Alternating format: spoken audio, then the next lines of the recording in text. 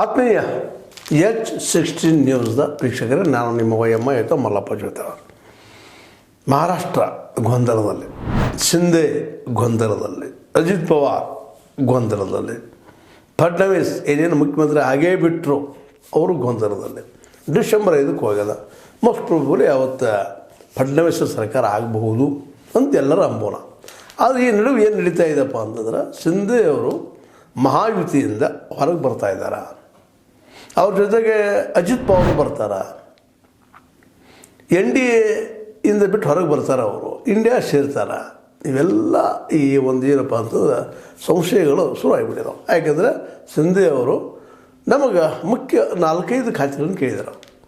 ಯಾಕಪ್ಪ ಅಂತ ಅವ್ರು ಮುಖ್ಯ 4 ಖಾತೆ ಆಗಿರ್ಬೋದು, ಫೈನಾನ್ಸ್ ಆಗಿರ್ಬೋದು, ಇನ್ನುಳಿದವು ಆಗಿರ್ಬೋದು, ಇವುಗಳನ್ನು ಕೇಳಿದಾರೆ. ಅದನ್ನು ಕೊಡಲಿಕ್ಕೆ ಒಪ್ತಾ ಇಲ್ಲ BJP. ಯಾಕಂದರೆ BJPಯ ಒಂದು ಇವತ್ತು ಆಯ್ಕೆ ಆದಂಥ ಜನರಲ್ಲೇ 288 ಜನ ಶಾಸಕರಲ್ಲ ಇವರು ಏನಪ್ಪ ಅಂತಂದ್ರೆ 232 ಸೀಟನ್ನು ಗೆದ್ದಿದ್ದಾರೆ NDAದವರು ಅಥವಾ ಮಹಾಯುತಿಯವರು. ಈಗ ಈ ಒಂದು 288ರಲ್ಲಿ 43 ಮಂದಿ ಇಲ್ಲೇ ಏನಪ್ಪ ಅಂತಂದ್ರೆ ಸಚಿವರು ಆಗುವಂಥ ಸಾಧ್ಯತೆಗಳಿದ್ದಾವೆ. ಹೀಗಾಗಿ ಡಿವೈಡ್ ಮಾಡಿದರೆ 50% ನಮ್ಮ BJPಗೆ, ಇನ್ನುಳಿದ 30% ಶಿವಸೇನೆ ನಮ್ಮ ಶಿಂದೆ ಗುಂಪಿಗೆ, ಮೂರನೇದು ಅಜಿತ್ ಪವಾರ್ ಅವ್ರಿಗೆ 20%. ಹಿಂಗೆ ಈ 43 ಸ್ಥಾನಗಳಲ್ಲಿ BJPಗೆ 21, ಶಿವಸೇನೆಗೆ 12 ಮತ್ತು ಅಜಿತ್ ಪವಾರ್ NCPಗೆ 10 ಸ್ಥಾನಗಳು, 10 ಸಚಿವರು ಆಗುವಂಥ ವ್ಯವಸ್ಥೆ ಅದ. ಅದು ಇಲ್ಲಿ ಏನು ಬಂದದಪ್ಪ ಪೇಚ್ ಅಂತಂದರೆ, ಶಿಂದೆ ಅವರು ಮುಖ್ಯವಾಗಿ ಗೃಹ ಮತ್ತು ಫಿನಾನ್ಸ್ ಕೇಳಲಿಕ್ಕಿದ್ದಾರೆ. ಫೈನಾನ್ಸ್ ದುಡ್ಡು ಇದು ನಾವು ತೊಗೊಳ್ತೀವಿ, ನಮ್ಗೆ ಕೊಡ್ರಿ ಅಂತ ಹೇಳ್ತಾ ಇದ್ದಾರೆ. ಇದು ಒಪ್ತಾ ಇಲ್ಲ. ಇದು ತಿಕ್ಕಾಡ ಶುರುವಾಗಿದೆ. ಮತ್ತು ಉಪಮುಖ್ಯಮಂತ್ರಿ ಆದರೆ ನಾವು ಬೇಡಪ್ಪ ಅಂತ ಹೇಳ್ತಾ ಇದ್ದಾರೆ. ನಾವು ಉಪಮುಖ್ಯಮಂತ್ರಿಗೆ ಏನೂ ವೇಟ್ ಇಲ್ಲ, ಸಂವಿಧಾನಾತ್ಮಕವಾಗಿ ಯಾವುದು ಬೆಲೆ ಇಲ್ಲ, ನಮಗದು ಬೇಡ, ಕೊಟ್ಟರೆ ಗೃಹ ಖಾತೆ ಕೊಡ್ರಿ, ಫೈನಾನ್ಸು ಕೊಟ್ಟು ನಾವು ತೊಗೊಳ್ತೀವಿ ಅನ್ನುವಂಥ ಮಾತಾಡ್ತಾ ಇದ್ದಾರೆ. ಹೀಗಾಗಿ ಈ ಒಂದು ತೊಂದರೆ ಬಂದಿದ್ದುಬಿಟ್ಟದೆ ಇವತ್ತು. ಏನಪ್ಪ ಇದು ಅಂತ. ಯಾಕಂದರೆ 57 ಸೀಟುಗಳು ಗೆದ್ದಂಥ ಶಿಂದೆ ಅವರು ಇವತ್ತು ಏನಪ್ಪ ಅಂತಂದರೆ ಒಂದು ಸಪೋಸ್ ಬಿಟ್ಟು ಹೋದರೆ ಏನು ಆದೀತು ಅಂತ. ಅದ್ರ ಜೊತೆ ಅಜಿತ್ ಪವಾರ್ ಜೊತೆ ಏನೋ ಮಾತುಕತೆ ನಡೆದಿದ್ದಾವೆ. ಈ ನಡುವೆ ಶರದ್ ಪವಾರ್ ಜೊತೆಗೂ ಶಿಂದೆ ಅವರು ಮಾತಾಡಿದ್ದಾರೆ, ಅವರ ಅತ್ಯಂತ ಆತ್ಮೀಯವರೊಂದಿಗೆ ಅಂತ ಅದು ಸುದ್ದಿಗಳು ಬರ್ತಾಯಿದ್ದಾವೆ. ಹೀಗಾಗಿ ಈ ಹೊಸದೊಂದು ಶುರುವಾಗಿಬಿಟ್ಟದ. ಏನಪ್ಪ ಅಂದ್ರೆ ಇಂಡಿಯಾ ಸಂಘಟನೆ ಸರ್ಕಾರ ರಚಿಸ್ಬೋದಾ. ಈಗಾಗಲೇ ಆ ದಿಶೆಯಲ್ಲಿ ರಾಹುಲ್ ಗಾಂಧಿಯವರು ನೀನೇ ಮುಖ್ಯಮಂತ್ರಿ ಆಗಿರ್ಬೇಡಪ್ಪ ನೀವು ಅಂತೇಳಿ ಶಿಂದೆ ಅವರಿಗೆ ಇದೆಲ್ಲ ಸುದ್ದಿಗಳು ಬರ್ತಾಯಿದ್ದಾವೆ. ಅಂದರೆ ಒಟ್ಟಿನಲ್ಲೇ ಮಹಾರಾಷ್ಟ್ರ ನಾವು ಅಂದ್ಕೊಂಡಷ್ಟು ಸುಲಭವಾಗಿ ಅಲ್ಲೇ ಒಂದು ಗೌರ್ಮೆಂಟ್ ರಚನೆ ಆಗೋದು ಸಾಧ್ಯ ಇಲ್ಲ ಅಂತ ಅನ್ನಿಸ್ಲಿಕ್ಕೆ ಆಗ್ತದೆ. ಅದಕ್ಕೆ ಶಿಂದೆ ಅವರು ಆಗ್ತಾರೆ ಇನ್ನು ಮುಖ್ಯಮಂತ್ರಿ, ಮಹಾಯುತಿ ಒಡೆದು ಹೋಗಿ ಇಂಡಿಯಾ ಆಗ್ತದನ ಅನ್ನೋದು ಪ್ರಶ್ನೆಗಳು ಆಲ್ರೆಡಿ ಅವ್ರು ತಮ್ಮ ಊರಲ್ಲಿ ಹೋಗಿ ಕುಳಿತುಕೊಂಡಿದ್ದಾರೆ. ಸಾತಾರಾ ಜಿಲ್ಲೆಯ ಡೇರ್ ಗ್ರಾಮದ ಅವರು ಅಲ್ಲಿ ಹೋಗಿದ್ದಾರೆ ಅವರು. ಹೀಗಾಗಿ ಇವತ್ತು ಇವೆಲ್ಲ ಚರ್ಚೆಗಳಕ್ಕೆ ಇನ್ನೊಂದಿಷ್ಟು ಚರ್ಚೆಗಳು ನಡೀತಾ ಇದ್ದಾವೆ. ಏನಪ್ಪ ಅಂತಂದ್ರೆ, ಈ ಫಡ್ನವೀಸ್ ಬ್ರಾಹ್ಮಣ ಸಮುದಾಯಕ್ಕೆ ಸೇರಿದಂಥವರಾಗಿದ್ದಾರೆ. ಇಲ್ಲಿ ಮರಾಠರಾಗಬೇಕು ಅಂತ ಅಲ್ಲಿ ಪೇಶ್ವೆಗಳ ಮೇಲೆ ಮರಾಠಿಗರು ಒಂದಿಷ್ಟು ಅಸಮಾಧಾನ ಇದ್ದೇ ಇದೆ ಮಹಾರಾಷ್ಟ್ರದಲ್ಲ. ಯಾಕಪ್ಪ ಅಂದ್ರೆ ನಮ್ಮ ಮರಾಠಿಗರಾದಂಥ ನಮ್ಮ ಛತ್ರಪತಿ ಶಿವಾಜಿ ಅವರಿಗೆ ಮೋಸ ಮಾಡಿದಂಥವ್ರು ಇವರು ಅನ್ನುವಂಥ ಒಂದಿಷ್ಟು ಮಾತುಗಳಿದ್ದಾವೆ. ಹೀಗಾಗಿ ಮರಾಠರನ್ನು ಮಾಡಲಿ ಅಥವಾ OBC ಅವ್ರನ್ನ ಮಾಡಲಿ ಮುಖ್ಯಮಂತ್ರಿ, ಇವರು ಬೇಡ ಅನ್ನುವಂಥ ಮಾತುಗಳು ಕೇಳಿ ಬರ್ತಾ ಇದ್ದಾವೆ. ಈ ಎಲ್ಲ ನೆಲೆಯಲ್ಲಿ ಫಡ್ನವೀಸರಿಗೆ ಮತ್ತೊಂದು ದೊಡ್ಡ ತೊಂದರೆ ಬಂದಂಗೆ ಆಗಿ ಹೋಗ್ಬಿಟ್ಟದ. ಈಗಾಗಲೇ ಮುಖ್ಯಮಂತ್ರಿಯಾಗಿ ಉಪಮುಖ್ಯಮಂತ್ರಿಯಾಗಿ ಕೆಲಸನೂ ಮಾಡಿದ್ದಾರೆ ಅವರು. ಆದರೆ ಈ ಪ್ರಾಬ್ಲಮ್ನಿಂದ ಇವತ್ತು ಇನ್ನೊಂದು ಹೊಸ ಸಮಸ್ಯೆ ಏನಪ್ಪ ಅಂದ್ರೆ RSS ಮುಂದೆ ಮತ್ತು ಮೋದಿ ಅವ್ರ ಮುಂದೆ. RSS ಅವ್ರಿಗಂತೂ ಫಡ್ನವೀಸ್ ಮುಖ್ಯಮಂತ್ರಿ ಆಗಬೇಕು ಅನ್ನುವಂಥ ಪ್ರಬಲವಾದ ಹಂಬಲ. ಯಾಕೆ 132 ಜನ BJPಗರಿದ್ದಾರೆ. ಅದಕ್ಕೆ ಇನ್ನೊಂದಿಷ್ಟು ಆದರೆ ಮುಗಿದಪ್ಪ, 146 ಆಯ್ತಪ್ಪ ಅಂದ್ರೆ ಮೆಜಾರಿಟಿ. ಈ ಒಂದು ಲೆಕ್ಕದಲ್ಲೇ ಅವರಿದ್ದಂಥವ್ರು ಇಲ್ಲ ನಮ್ಮ BJPಗೆ ಇರಲಿ, ಮುಖ್ಯಮಂತ್ರಿ ಫಡ್ನವೀಸ್ ಆಗಲಿ ಅಂತ. ಆದರೆ ಇದೇ ಕಾಲಕ್ಕೆ ನಮ್ಮ ಮೋದಿಯವರಿಗೆ ಒಂದು ಅವ್ರಿಗೂ ಸಹಿತ ಫಡ್ನವೀಸನ್ನು ಮಾಡುವ ವಿಚಾರದಲ್ಲಿ ಇಲ್ಲ ಅಂತ ಅನ್ನಿಸ್ತದೆ. ಯಾಕೆಂದರೆ ಅವರು ಯಾರೋ ಒಬ್ಬರು ತಮ್ಮ ರಿಮೋಟ್ ಕಂಟ್ರೋಲ್ ಉಳಿತಿರುವಂಥ ವ್ಯಕ್ತಿತ್ವ ಕೂಡಿಸ್ಬೇಕು ಅಲ್ಲೇ ಅಂತ. ಈಗಾಗಲೇ ಮಧ್ಯಪ್ರದೇಶದಲ್ಲಿ ಆಗಿರ್ಬೋದು ಅಥವಾ ರಾಜಸ್ಥಾನದಲ್ಲಿ ಆಗಿರ್ಬೋದು, ಮಂಡಲಂಥ ಚುನಾವಣೆಗಳಲ್ಲೇ ತಮಗೆ ಬೇಕಾದ ವ್ಯಕ್ತಿತ್ವ ಕೂಡಿಸಿದ್ದಾರೆ. ಈ ನೆಲೆಯಲ್ಲೇ ಇವತ್ತು ಇವೆಲ್ಲ ದೊಡ್ಡದ ಚಿಂತನೆ ನಡೆದ ಈ ಗದ್ದಲದಲ್ಲೇ ನಮ್ಮ ಫಡ್ನವೀಸರ ಹೆಸರ ಹಿಂದೆ ಸರಿತಾ ಇದೆ. ಅದಕ್ಕೆ ಈಗ ಸಂಧಿ ಅವ್ರು ಏನು ಆಗಬಹುದು, ಎಂತ ಆಗ್ಬೋದು, ಅವ್ರದ್ದು ಸಹಿತ NCP ಜೊತೆಗೆ ಅವರು ತಮ್ಮ ಗುಟ್ಟ ನಮ್ಮ ಉದ್ಧವ್ ಠಾಕ್ರೆ ಅವರ ಶಿವಸೇನೆ ಅದರೊಂದು ಕಾಂಗ್ರೆಸ್ ಎಲ್ಲ ಕುಳಿತು ಇವರು 146 ಸೀಟ್ಗಳು ಆಗ್ತಾವೆ ಅಂತೇಳಿ ಒಂದು ಕ್ಯಾಲ್ಕುಲೇಷನ್ ಕೂಡಿದ್ರೆ ಇವ್ರ ಗೌರ್ಮೆಂಟ್ ಆಗ್ತದಂತೇಳಿ ಇದು ಬಿ ಜೆ ಪಿಯಲ್ಲಿ ಭಯವನ್ನು ಹುಟ್ಟಿಸ್ಬಿಟ್ಟದು. ಬಿ ಜೆ ಪಿಯಲ್ಲಿ ಆಯಿತು, ಆರ್ ಎಸ್ ಎಸ್ದಲ್ಲಿ ಆಯಿತು. ಅದಕ್ಕೆ ಇನ್ನೂ ಕೆಲವೊಂದಿಷ್ಟು ಮಾತುಗಳು ಕೇಳಿ ಬರ್ತಾ ಇದ್ದಾವೆ. ಇವ್ರು ಏನಾದರೂ 146 ಸೀಟ್ ಇರೋರು ಎನ್ ಸಿ ಪಿ, ಅದು ಶರದ್ ಪವಾರ್ಗೂ ಗುಂಪಾಯಿತು, ಅಜಿತ್ ಪವಾರ್ ಗುಂಪಾಯಿತು, ಜೊತೆ ಉದ್ಧವ್ ಠಾಕ್ರೆ ಅವ್ರ ಗುಂಪಾಯಿತು, ನಮ್ಮ ಶಿಂದೆ ಅವ್ರ ಗುಂಪಾಯಿತು, ಮೇಲೆ ಕಾಂಗ್ರೆಸ್, ಇವರೆಲ್ಲ ಕೂಡಿ ಸರ್ಕಾರ ಆಗೋ ಸಾಧ್ಯತೆಗಳು ಇದ್ದಾವೆ. ಆದರೆ ಆಗ್ತದೇನು ಅಂತ ಒಂದು ಪ್ರಶ್ನೆ ಇಲ್ಲದ. ಯಾಕಪ್ಪ ಅಂತಂದ್ರೆ ಅಷ್ಟು ಸುಲಭ ಅಲ್ಲ, ಅಂದಷ್ಟು ಸುಲಭ ಇಲ್ಲ. ಇವರೆಲ್ಲ ಮುಖ್ಯಮಂತ್ರಿ ಆಗಿರಪ್ಪ ನಾವು ಮಾಡ್ತೀವಿ ಅಂತ ಹೇಳಿದಾರೆ, ಸುದ್ದಿಗಳಿದ್ದಾವೆ.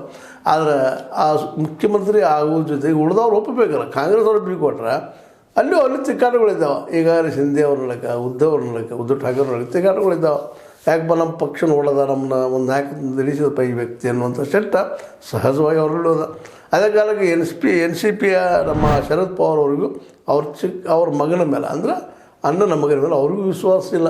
ಈ ಮನುಷ್ಯ ಯಾವಾಗ ಚೇಂಜ್ ಆಗ್ತಾನೆ ಗೊತ್ತಿಲ್ಲ ಅಂತೇಳಿ ಇವರೆಲ್ಲ ಒಂದು ಆಗ್ತಾರ ಅನ್ನೋದು ಒಂದು ದೊಡ್ಡ ಪ್ರಶ್ನೆ ಅದ. ಆದರೆ ಇಲ್ಲಿ ಸೂಕ್ಷ್ಮವಾಗಿ ಏನು ವಿಚಾರ ಮಾಡ್ಬೇಕಾಗ್ಯದಪ್ಪ ಅಂತಂದ್ರೆ ಇವರು ಎಲ್ಲರೂ ಕಾಮನ್ ವಿರೋಧಿ ಯಾರಪ್ಪ ಅಂದ್ರೆ ಮೋದಿ.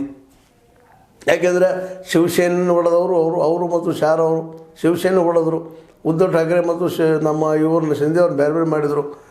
ಅದ್ರ ಜೊತೆಗೆ ಎನ್ ಸಿ ಪಿನೂ ಹೊಡೆದ್ರು ತಮ್ಮ ಬಿ ಜೆ ಪಿ ಸಲುವಾಗಿ. ಇವ್ರು ನಂಬಿಸ್ತಿದ್ರೊಳಗೆ ಅವರಿಲ್ಲ. ಯಾಕಂದ್ರೆ ನಾಳೆ ಈ ಬಿ ಜೆ ಪಿಗರು ಈ ಶಿಂದೆ ಗುಟ್ಟಿನಿಂದ 57 ಮಂದಿ ಒಳಗೆ ಎಷ್ಟೋ ಜನ ಆರಿಸ್ಕೊಂಡು ಹೋಗ್ಬೋದು. ಈ ಒಂದು ಕಮಲ ಒಂದು ಆಪರೇಷನ್ ಮಾಡಿ ಅದ್ರ ಜೊತೆಗೆ ನಮ್ಮ ಇವರು ಎನ್ ಸಿ ಪಿ 41 ಜನ ಇರ್ತಾರೆ, ಅವರಲ್ಲಿ ಕೆಲವು ಮಂದಿ ಆರಿಸ್ಕೊಂಡು ಹೋಗ್ಬೋದು. ತಮ್ಮದೇ ಅಂತ ಅಷ್ಟು ತುಳಿಲಿಕ್ಕಿಲ್ಲ ಅನ್ನೋ ಭಯನೂ ನಮ್ಮ ಶಿಂದೆ ಅವರಲ್ಲೇ ಮತ್ತು ನಮ್ಮ ಅಜಿತ್ ಪವಾರಲ್ಲಿ ಬೆಳಿಲಿಕ್ಕೆ ರೀ. ಯಾಕಪ್ಪ ಅಂತಂದ್ರೆ ನಂಬಿಕೆ ಯೋಗ್ಯ ಇಲ್ಲಂಥ ವ್ಯಕ್ತಿಗಳಪ್ಪ ಇವರು ಅನ್ನುವಂಥದ್ದು. ತಮ್ಮ ಭವಿಷ್ಯದ ತಮ್ಮ ಪಾರ್ಟಿಗಳ ಭವಿಷ್ಯದ ಚಿಂತೆನೂ ಅವರಲ್ಲಿ ಸೇರಿದ. ಹೀಗಾಗಿ ಇವತ್ತು ಏನಾಗ್ಬೋದು ಅಂತೇಳಿ ಮತ್ತು ಜೊತೆಗೆ ಭಯನೂ ಅದೇ ನಮ್ಮ ಇವರಿಗೆ ಅಜಿತ್ ಪವಾರ್ ಅವ್ರಿಗೆ. ಯಾಕೆಂದರೆ ಅವ್ರ ಮೇಲೆ ಈಗಾಗಲೇ 70-80 ಕೋಟಿ ರೂಪಾಯಿಗಳ ಹಗರಣ ಆರೋಪಗಳಿದ್ದಾವೆ. ಅವ್ರು ಮತ್ತು CBI ಹಾಕ್ಯೋ ಮತ್ತು ED ಹಾಕಿ ನನಗೆ ತೊಂದರೆ ಕೊಡಬಾರ್ದು ಅನ್ನೋ ಭಯನೂ ಅದ. ಬಟ್ ಆದರೆ ಅವತ್ತಿದ್ದಂಥ ಭಯದಿಂದಲೂ ಇವತ್ತು ಕಡಿಮೆ ಆಗ್ಯದ ಭಯ ಅನ್ನೋದು ಅಷ್ಟು ಸತ್ಯದ. ಯಾಕಂದರೆ ಹಿಂದಿನ ಒಂದು ಸ್ಥಿತಿಯಲ್ಲಿ ಅತ್ಯಂತ ಬಲಿಷ್ಠವಾದಂಥ ಪಕ್ಷವಾಗಿ ಉಳಿದಿತ್ತು, ಅವತ್ತು ಬಲಿಷ್ಠವಾದಂಥ ಪ್ರಧಾನಿ ಆಗಿದ್ದರು. ಆದರೆ ಇವತ್ತು ಹಂಗಿಲ್ಲ, ಅವ್ರಿಗೂ ಭಯ ಅದ ಬಿ ಜೆ ಪಿಗರಿಗೆ. ಯಾಕಂದರೆ NDA ಸರ್ಕಾರ ಅದ, BJP ಸರ್ಕಾರ ಇಲ್ಲ. NDA ಸರ್ಕಾರಕ್ಕೆ ವಿಶೇಷವಾಗಿ ನಮ್ಮ ಏನಪ್ಪ ಅಂದ್ರೆ ನಿತೀಶ್ ಕುಮಾರ್ ಅವರು ಮತ್ತು ಆಂಧ್ರ ಪ್ರದೇಶದ ನಾಯ್ಡು ಅವರು, ಚಂದ್ರಬಾಬು ನಾಯ್ಡು ಅವರು ಇಬ್ಬರು ಊರುಗೋಲದು. ಹೀಗಾಗಿ ಅವ್ರ ಜೊತೆಗೆ ಇವ್ರ ಸಂಬಂಧ ಚೆನ್ನಾಗಿದಾವೆ. ಅದಕ್ಕಾಗಿ ನಾಳೆ ಏನಾದರೂ ಹೊಡೆದು ಹೋಗಿಬಿಟ್ಟಿದಪ್ಪ ಅಂದ್ರೆ ಪೆಟ್ಟು ಬೀಳಬಾರ್ದೇನು ಅಂತೇಳಿ ಅದೇ ಕಾರಣ ಇನ್ನೂ ಚಿಂತೆಗಳು ನಡೆದಿದ್ದಾವೆ ಇತ್ತೀಚೆಗೆ. ನಿತೀಶ್ ಕುಮಾರ್ ಮತ್ತು ನಾಯ್ಡು ಅವರು ನಿಧಾನಕ್ಕೆ ಮೋದಿ ಅವರನ್ನು ದೂರ ಸರಿತಾ ಇದ್ದಾರೆ ಅನ್ನುವಂಥ ಮಾತುಗಳು ಸಹಿತ ಕೇಳಿ ಬರ್ತಾ ಇದ್ದಾವೆ. ಇದರಿಂದಾಗಿ ಅತ್ತ ಪುಲಿ ಅಂದಂಗೆ ಆಗ್ಯದ ಬಿ ಜೆ ಪಿಗರಿಗೆ. ಯಾವುದನ್ನು ಹಿಡಿಬೇಕು ಯಾವುದನ್ನು ಬಿಡಬೇಕು ಅಂತೇಳಿ. ಒಂದು ಕಡೆ RSS ಸಹಕಾರ ಇಲ್ಲ ಅಂದ್ರೆ ಒಂದು ರಾಷ್ಟ್ರ ಮಟ್ಟದಲ್ಲಿ ರಾಜಕೀಯ ಮಾಡಲಿಕ್ಕೆ ಸಾಧ್ಯ ಇಲ್ಲ ಅನ್ನುವಂಥ ಭಯನೂ ಈಗ ಮೂಡ್ಯದ. ಯಾಕಂದರೆ ಈಗ ಆಲ್ರೆಡಿ ಲೋಕಸಭಾ ಚುನಾವಣೆಯಲ್ಲೇ RSS ಸರಿಯಾಗಿ ತನ್ನ ಕೆಲಸವನ್ನು ಮಾಡದಿದ್ದರಿಂದಾಗಿ ಮತ್ತು ಮೋದಿ ಶಹರ ಮೇಲೆ ಒಂದು ವಿಶ್ವಾಸ ಇಲ್ಲದ್ರಿಂದಾಗಿ ಯಾವ ಪ್ರಮಾಣದಲ್ಲಿ ಅದು ಹೋರಾಟ ಮಾಡಬೇಕಾದ್ರು ಉಳಿದಕ್ಕಾಗಿ ಅದು ಲೋಕಸಭೆಯಲ್ಲಿ ಕಡಿಮೆ ಸೀಟ್ಗಳು ಬಂದು ಅನ್ನೋದು ಎಲ್ಲರಿಗೂ ಗೊತ್ತಿದ್ದ ವಿಷಯ. ಇದು ಓಪನ್ ಸೀಕ್ರೆಟ್. ಆದರೆ ಈ ಸಲ ಮಹಾರಾಷ್ಟ್ರದ ಮತ್ತು ಹರಿಯಾಣದ ವಿಷಯಗಳಲ್ಲೇ ಪೂರ್ಣ ಪ್ರಮಾಣದ ತನ್ನ ಶಕ್ತಿಯನ್ನು ಹೆಚ್ಚಿದ್ದರಿಂದಾಗಿನ ಇವತ್ತು BJP 132ಕ್ಕೆ ಅಥವಾ NDA ಸಂಘಟಕರೆಲ್ಲ ಕೂಡ ಬರ್ತಾ ಇದ್ದಾರೆ ಅನ್ನೋದು ಅಷ್ಟೇ ಕಣ್ಣಿಗೆ ಕಾಣುವಂಥ ಸತ್ಯಗಳಾಗಿದ್ದಾವೆ. ಈ ಎಲ್ಲ ನೆಲೆಯಲ್ಲಿ ಏನಾದರೂ ನಮ್ಮ ಶಿಂದೆ ಅವರು ಈ ಇಂಡಿಯಾ ಗಠಬಂಧನ ಸಹವಾಸ ಮಾಡಿ ಸರ್ಕಾರ ರಚಿಸ್ಬೋದಾ? ಯಾಕಂದ್ರೆ ಮುಖ್ಯಮಂತ್ರಿ ನೀನಾಗಪ್ಪ ಖರ್ಗಾತಿ ನೀರು ಎಲ್ಲ ಇಡೋ ಸ್ಥಿತಿಯೊಳಗೆ ಇಂಡಿಯಾ ಗಠಬಂಧನ ಅದ. ಒಟ್ಟಿನಲ್ಲಿ ಸರ್ಕಾರ ಮಾಡು, ಮೋದಿಯವ್ರ ಸರ್ಕಾರ ಅಲ್ಲ ಬೇಡ. ಯಾಕಪ್ಪ ಅಂದ್ರೆ ಮುಂಬೈ ಸಿಕ್ತಪ್ಪ ಅಂದ್ರೆ ಅಥವಾ ಮಹಾರಾಷ್ಟ್ರ ನಮಗೆ ಸಿಕ್ತಂದ್ರೆ ನಮ್ಮ ರಾಜಕೀಯಕ್ಕೆ ಒಂದಿಷ್ಟು ಆರ್ಥಿಕ ಭದ್ರತೆ ಸಿಗುತ್ತೆ ಅನ್ನೋದು ಇಂಡಿಯಾ ಸಂಘಟನೆ ಆಗಿರ್ಬೋದು ಅಥವಾ ಇವತ್ತು NDA ಸಂಘಟನೆ ಆಗಿರ್ಬೋದು. ಅವ್ರು ಎರಡು ವಿಚಾರದಿಂದ ಮಾಡ್ತಾ ಇರ್ತಾರೆ. ಯಾಕಂದ್ರೆ ಈ ದೇಶದ ಅತ್ಯಂತ ಪ್ರಬಲ ಆರ್ಥಿಕವಾಗಿ ರಾಜ್ಯ ಯಾವುದಪ್ಪ ಅಂದ್ರೆ ಅದು ನಿಮಗೆ ಗೊತ್ತಿದ್ದಂಗೆ ಮಹಾರಾಷ್ಟ್ರ. ಅದರಲ್ಲೂ ಪ್ರಬಲ ಯಾವುದಪ್ಪ ಅಂತಂದರೆ ಕಾರ್ಪೊರೇಟ್ಗಳು ಇವತ್ತು ಏನದ ಇಂಡಿಯಾದ್ದು ಅವರೆಲ್ಲ ಮುಂಬೈದಲ್ಲಿದ್ದಾರೆ. ಅದಕ್ಕಾಗಿ ಮುಂಬೈ ಇವತ್ತು ಬಲಿಷ್ಠ ಆಗಿದೆ.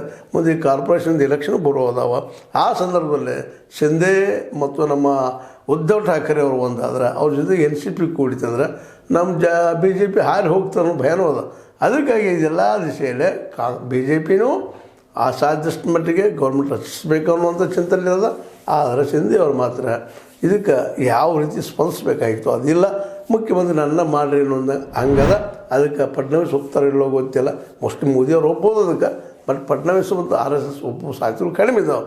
ಹೀಗಾಗಿ ಶಿಂದೆ ಅವರು ತಮ್ಮ ಹಳೆಯ ಗೆಳೆಯರನ್ನು ಕೂಡಿಕೊಂಡು ಸರ್ಕಾರ ರಚಿಸ್ತಾರ.